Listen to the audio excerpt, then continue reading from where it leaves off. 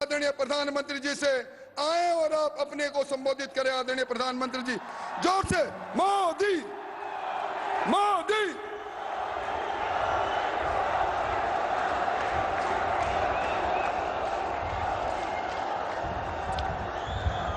श्याम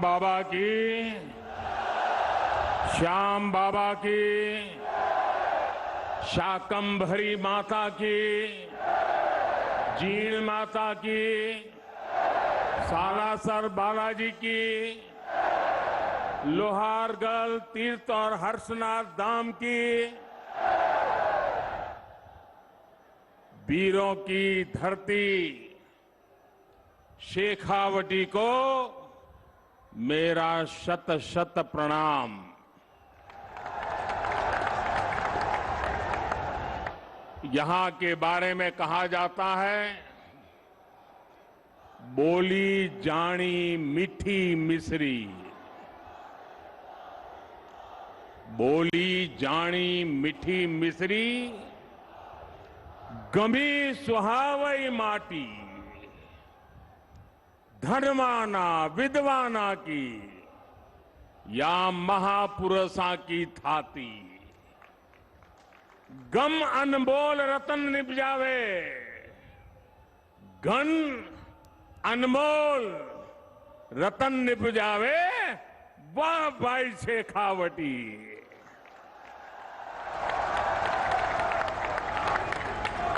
यहां आने पर आध्यात्मिक अनुभूति भी मिलती है और दिव्य आशीर्वाद भी मिलता है। शेखावटी की धरती शिक्षा संत स्वामी केशवानंद जी की जन्मभूमि है। ये श्रद्धानंद जी महाराज, अमृतानाथ जी महाराज, बुद्धगिरी जी महाराज और रतिनाथ जी महाराज की तपोभूमि है। इसी धरती ने हमें भैरव सिंह शेखावत, जगदीश प्रसाद माथुर, मदनलाल सैनी जैसे नेता दिए। इसी शेखावटी से निकले जगदीप धनखड़ जी आज देश के उपराष्ट्रपति हैं। इसलिए आज जब मैं सीकर आया हूं तो मेरे मन में एक अलग उमंग है, उत्साह है, ऊर्जा है। आप इतनी बड़ी संख्या में हमें आशीर्वाद देने आए हैं। जहां जहां मेरी नजर पहुंचती है, लोग ही लोग हैं। वहां पीछे तो बिल्डिंग के ऊपर भी लोग दिखते हैं। ये जन सैलाब बता रहा है कि आने वाले चुनाव में ऊंट किस करवट बैठेगा।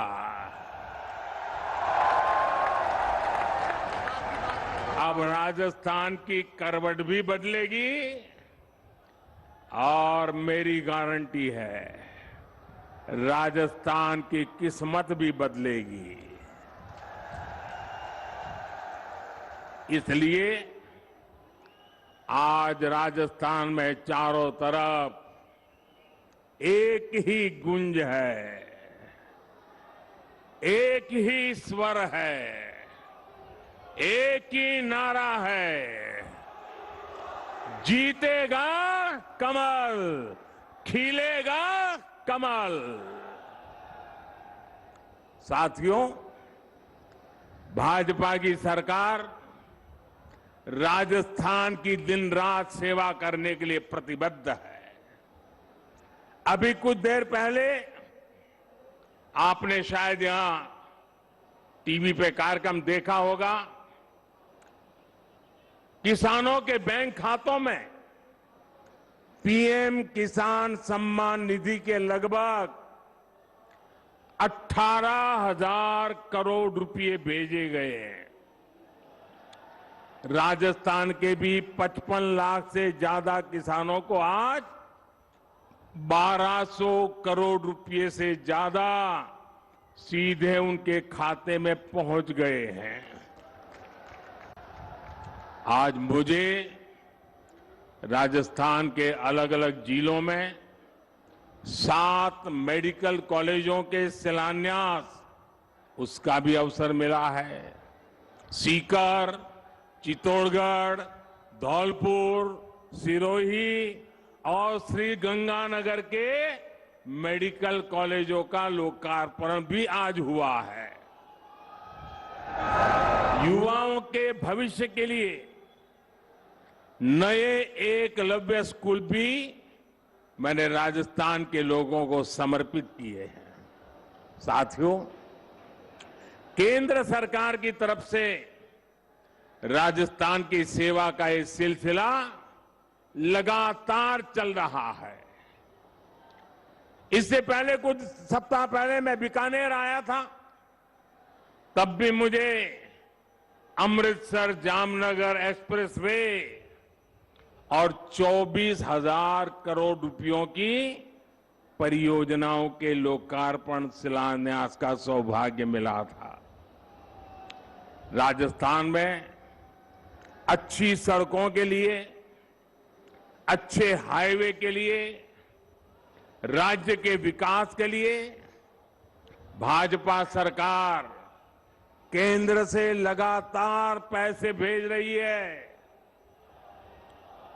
जब केंद्र में, साथियों याद रखना, याद रखोगे, याद रखोगे, जरा हाथ ऊपर करके बताओ, याद रखोगे?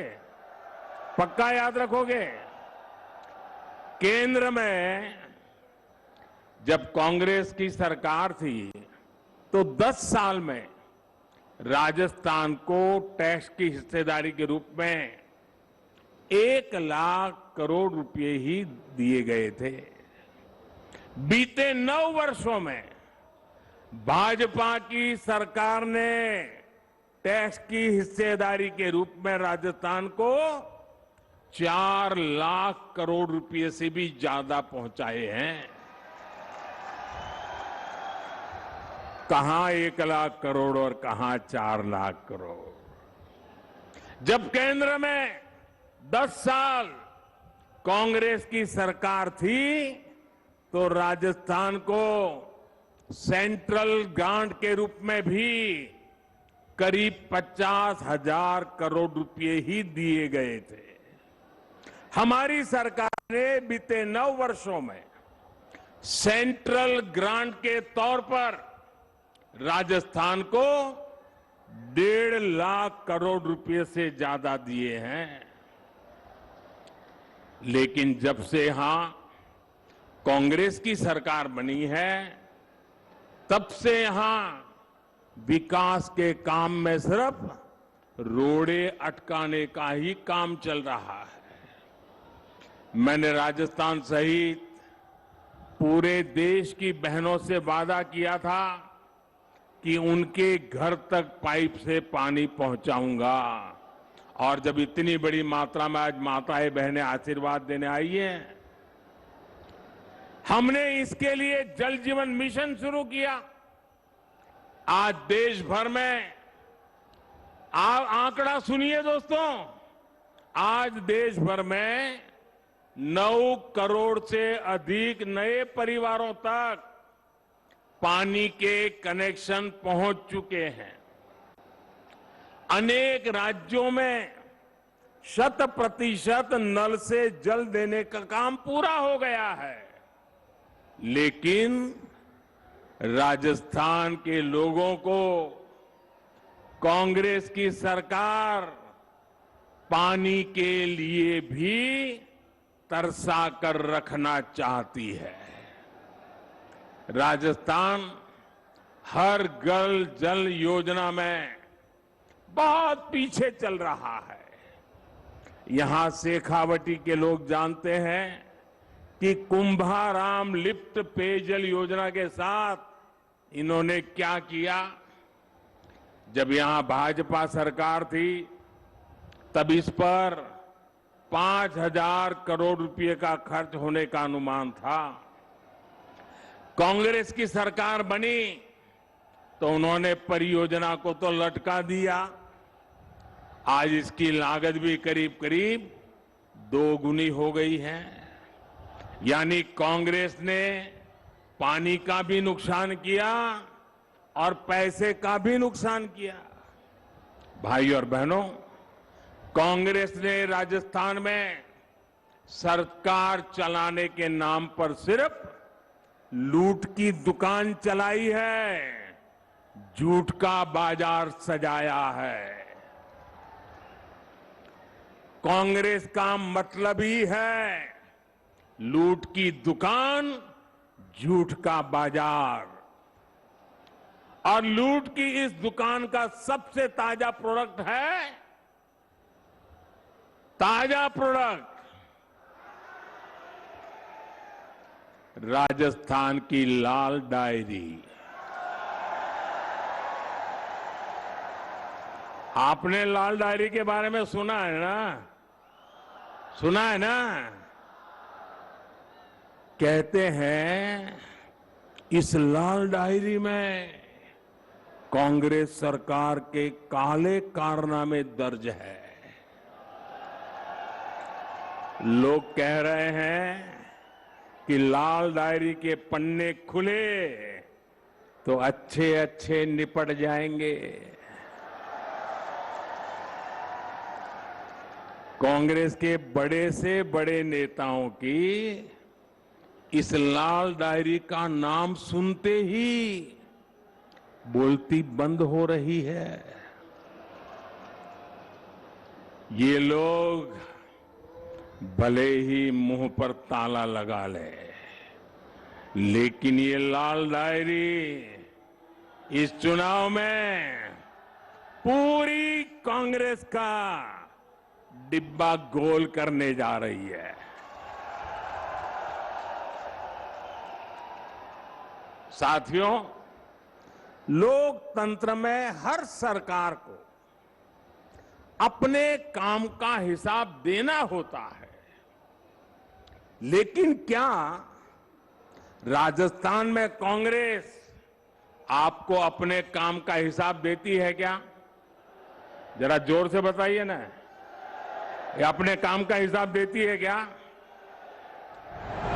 जो 4 साल सिर्फ सोएगा वो अपने काम का हिसाब कैसे देगा? इन लोगों ने सरकार का हर दिन आपसी खींचतान में, वर्चस्व की लड़ाई में बर्बाद किया है। साथियों, आज केंद्र की भाजपा सरकार आपके सुख दुख की साथी बनकर आपके जीवन से मुश्किलें कम करने के लिए काम कर रही है। देश के करोड़ों लोगों को पक्का घर बनाकर लखपति बनाने की गारंटी दी गई है। साथियों, ये पक्का घर बनाकर लखपति बनाने की गारंटी किसने दी है? ये गारंटी किसने दी है? ये गारंटी को किसने पूरा किया है? भाजपा सरकार ने। देश के करोड़ों गरीबों को मुफ्त राशन की गारंटी किसने दी?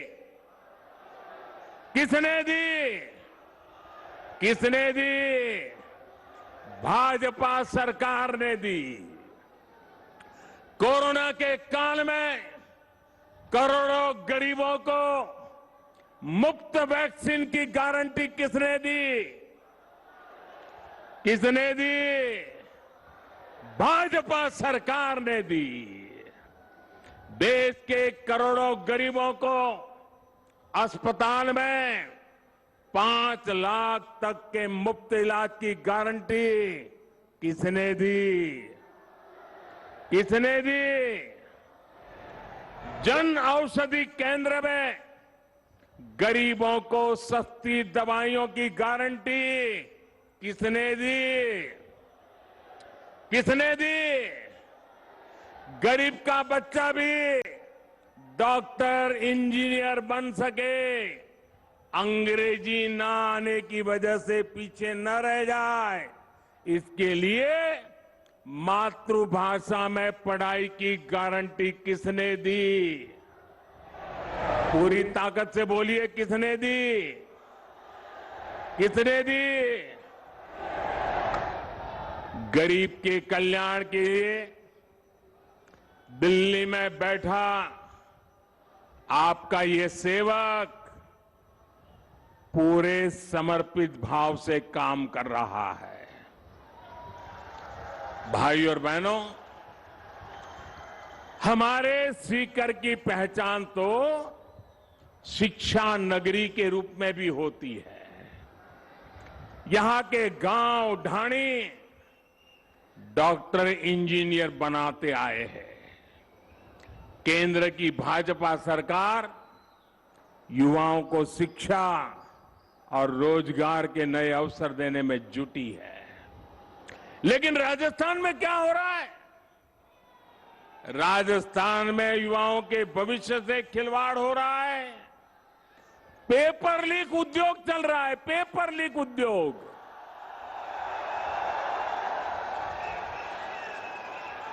राजस्थान के युवा काबिल है, समर्थ है, लेकिन यहां की सरकार उनके भविष्य को बर्बाद कर रही है। यहां सत्ताधारी दल के लोगों पर ही पेपर लीक माफिया होने का आरोप लग रहा है। लग रहा है ना? लग रहा है ना? राजस्थान के युवाओं को पेपर लीक माफिया से बचाने के लिए क्या करना पड़ेगा? कांग्रेस को हटाना ही होगा। क्या करना होगा?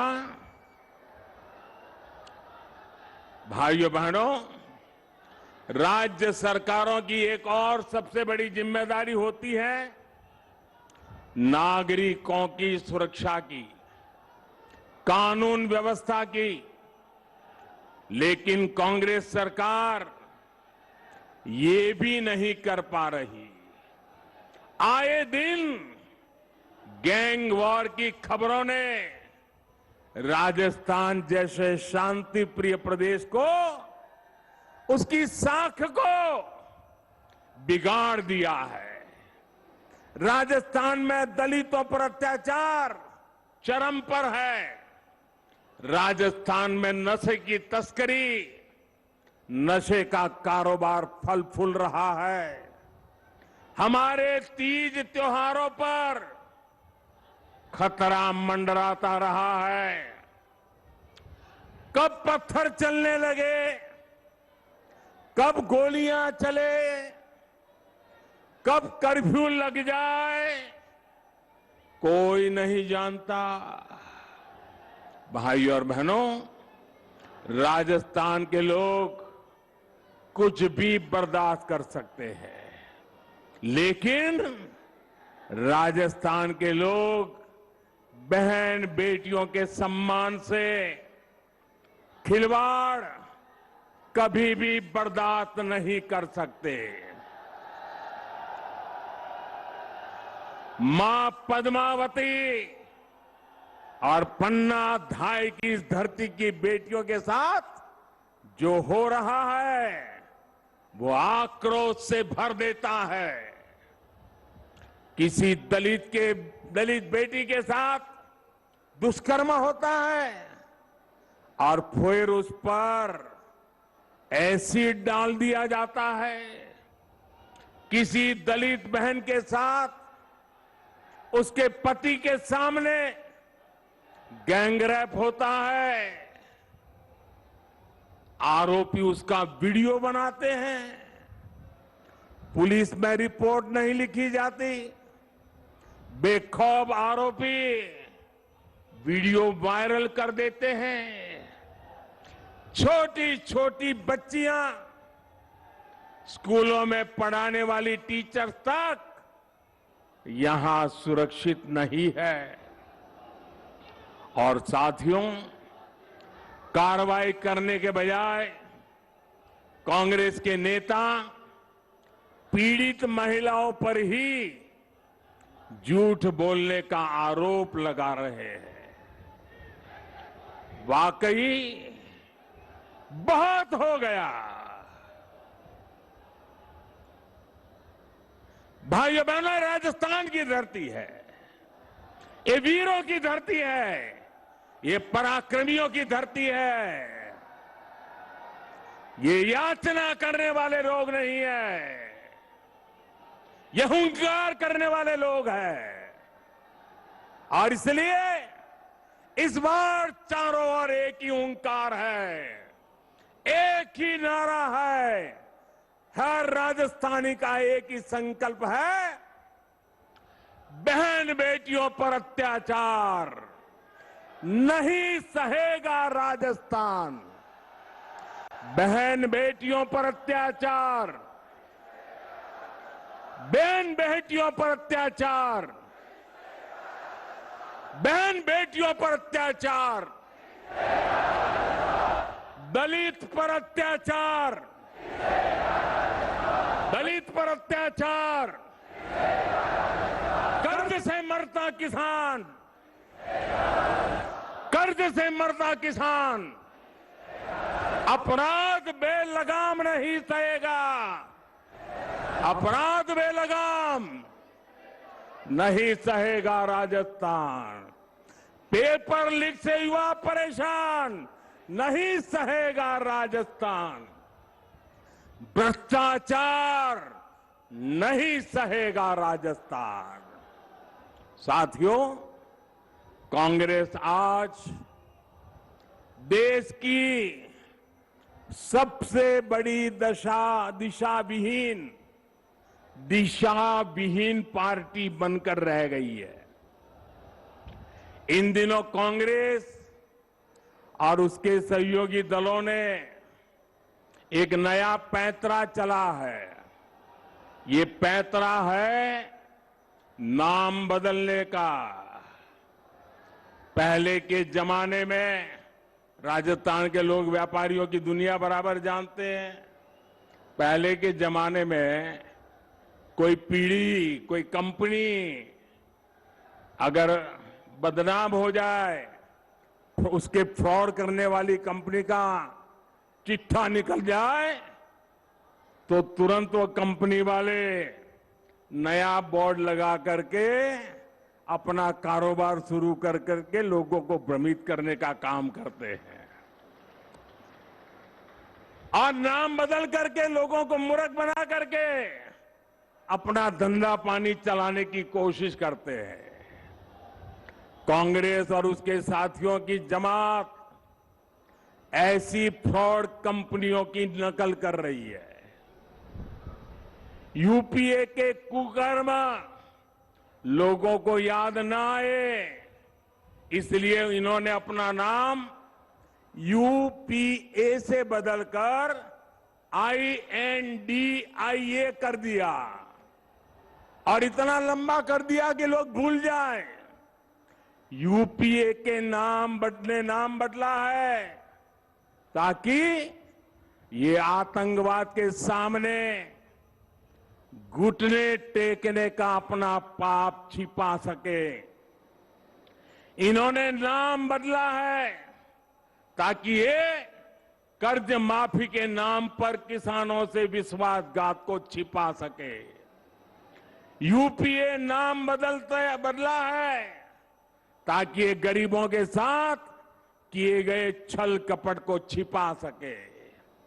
और मैं आज राजस्थान की धरती से देश के लोगों को एक और बात बताना चाहता हूं।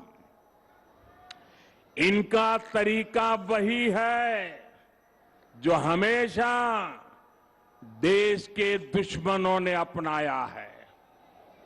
पहले भी ये तो INDIA के नाम से आए हैं, लेकिन पहले इंडिया के नाम के पीछे अपने पाप को छुपाने का प्रयास किया गया है। इंडिया नाम तो ईस्ट इंडिया कंपनी में भी था। ईस्ट इंडिया कंपनी में भी इंडिया था कि नहीं था? लेकिन इंडिया नाम अपनी भारत भक्ति दिखाने के लिए नहीं, बल्कि भारत को लूटने के इरादे से लगाया गया था। आपको याद होगा कि कांग्रेस के शासनकाल में सिमी यानी student Islamic movement of India बना था। नाम में इंडिया था, लेकिन मिशन इंडिया को आतंकी हमलों से बर्बाद करने का था। जब इसके कुकर्म सामने आए तो सीमी पे बैन किया गया, और ये बैन हुआ तो फिर नया नाम लेकर आए। उन्होंने भी नाम बदला, पीएफआई। सीमी बन गया पीएफआई, यानी पॉपुलर फ्रंट ऑफ इंडिया। नाम नया, नाम में फिर इंडिया, लेकिन काम वही पुराना। साथियों, INDIA के नाम के लेबल से ये अपने पुराने कारनामों को छुपाना चाहते हैं। यूपीए के कारनामों को छुपाना चाहता है। अगर इनको वाकई इंडिया की परवाह होती तो क्या विदेश में जाकर के विदेशियों से भारत में दखल देने के लिए बात करते क्या? अगर उन्हें इंडिया की चिंता होती तो क्या ये सर्जिकल स्ट्राइक और एयर स्ट्राइक पर सवाल उठाते क्या? इनको इंडिया की चिंता होती तो क्या ये गलवान में भारत की सेना के शौर्य को कटघरे में रखते क्या? साथियों, ये वही चेहरे हैं जो आतंकी हमला होने पर दुनिया के आगे रोते थे, कुछ नहीं करते थे। इन्हें देश के सुरक्षा बलों के सामर्थ्य पर भरोसा नहीं है।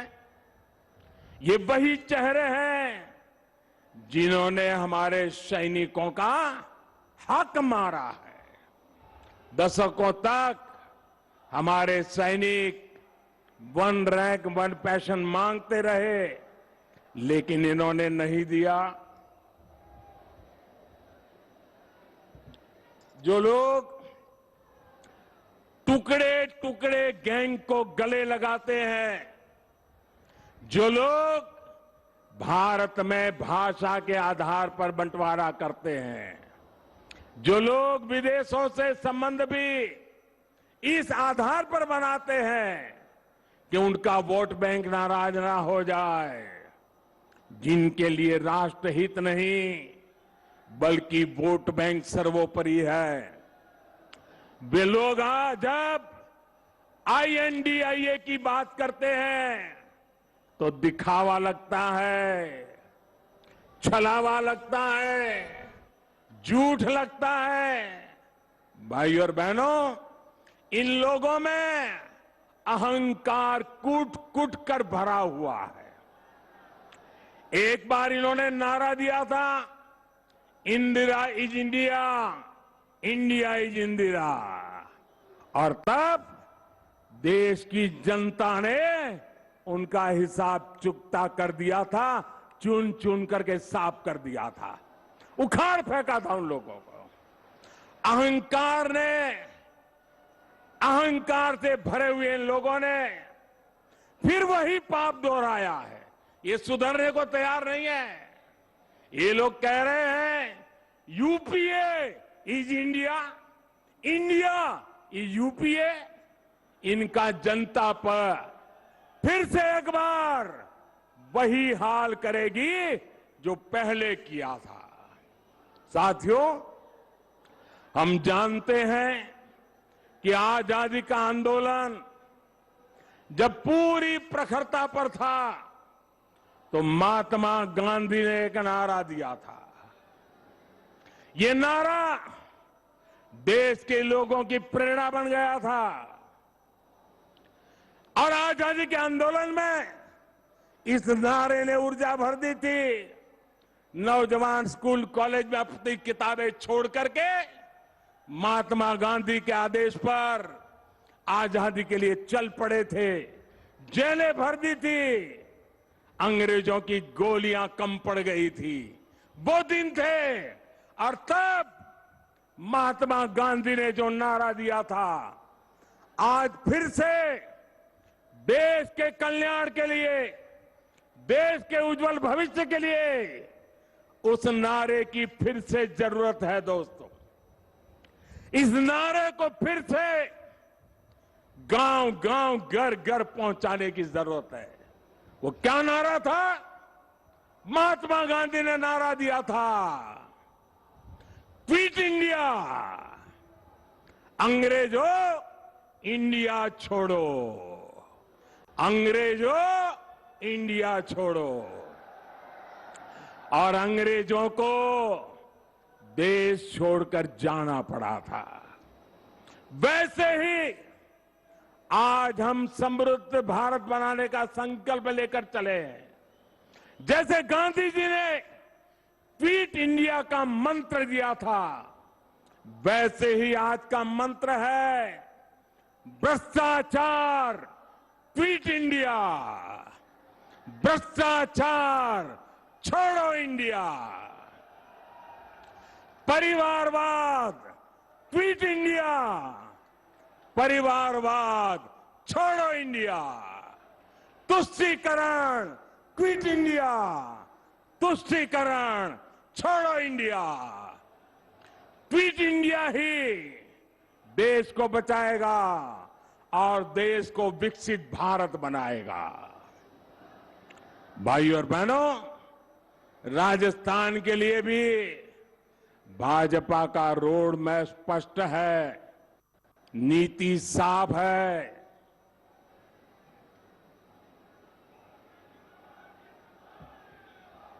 आने वाले 5 साल में जब भारत दुनिया की तीसरी बड़ी इकोनॉमी होगा, तो उसमें राजस्थान की बहुत बड़ी हिस्सेदारी होगी। भाजपा सरकार में ही यहां भ्रष्टाचारियों पर, अपराधियों पर कार्रवाई की जाएगी।